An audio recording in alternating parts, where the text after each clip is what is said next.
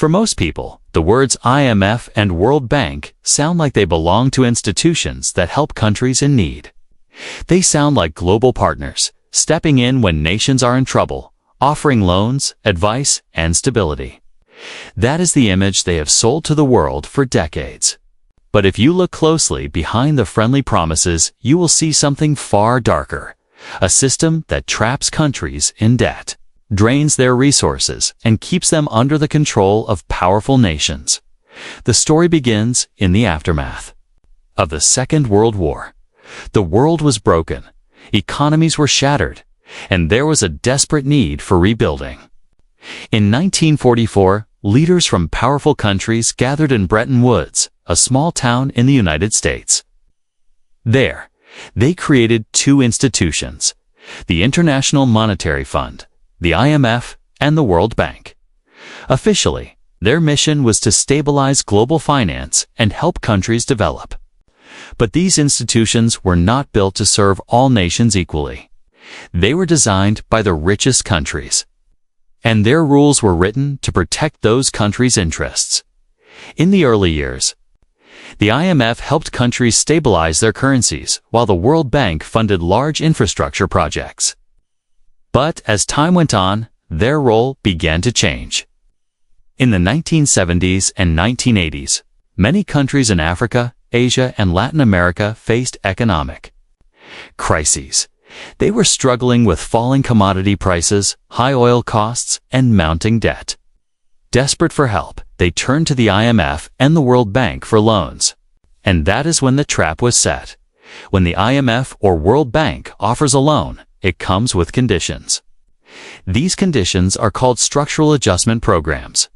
On the surface, they sound like common-sense economic reforms, but in reality, they are demands that reshape entire economies to serve the interests of foreign creditors and multinational corporations. The first condition is usually austerity, cutting government spending. This means reducing funding for schools, hospitals, and public services. It means laying off public sector workers. It means ending subsidies for food or fuel, even if people depend on them to survive. The IMF says this is necessary to reduce deficits and balance the budget. But for ordinary people, it means higher prices, fewer jobs, and less access to basic needs. The second condition is liberalization, opening up markets to foreign companies. This includes removing trade barriers, reducing import taxes, and allowing multinational corporations to buy local businesses. The idea is to attract investment. But what really happens is that local industries are crushed by competition from giant foreign companies, and profits are sent abroad instead of staying in the country.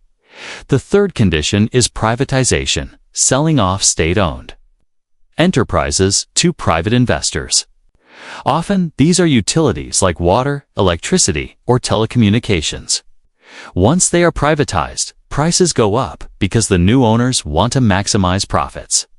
In many cases, these companies are bought by foreign corporations, meaning essential services are now controlled from outside the country. Each of these conditions benefits foreign investors, but they harm local economies. And here's the cruel twist. The loans do not actually solve the debt problem. In many cases, they make it worse. The money from the IMF or World Bank is often used to pay off existing debts to other foreign creditors, not to build local industries or create jobs. This means the country is still dependent on borrowing more money in the future. Over time, the debt grows.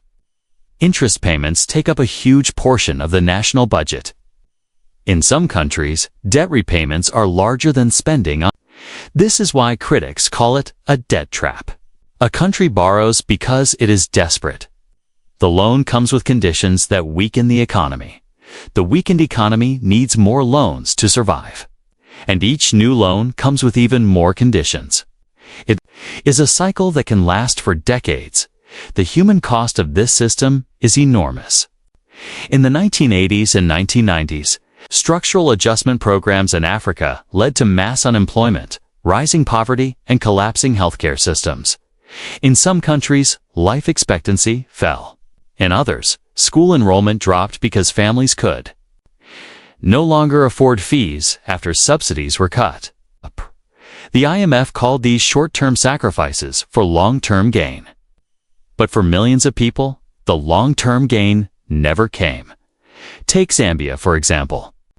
In the 1980s, it borrowed heavily from the IMF and the World Bank. The conditions included privatizing its copper mines, which were the backbone of its economy. Foreign companies took control of the mines, profits were sent abroad, and the government lost a major source of revenue. Today, Zambia still struggles with debt, despite having one of the world's richest copper reserves. Or look at Ghana, which was once praised as a success story by the IMF. It followed all the rules: cut spending, privatized industries, opened markets. But decades later, it still faces debt crises. The so-called success did not lift the majority of its people out of poverty. It simply made the country more dependent on foreign loans. The trap works because it is disguised as help. The IMF and World Bank speak the language of development and stability. They send experts who wear suits, carry charts, and talk about economic growth. They attend conferences and shake hands with presidents. But behind the polite smiles, the deals they offer are one-sided. The power is always in the hands of the lender, not the borrower. And make no mistake, the IMF and World Bank are not neutral. They are heavily influenced by the richest countries in the world, especially the United States and its allies.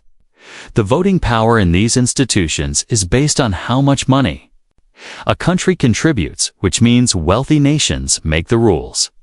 And those rules are designed to protect their investments and expand their influence.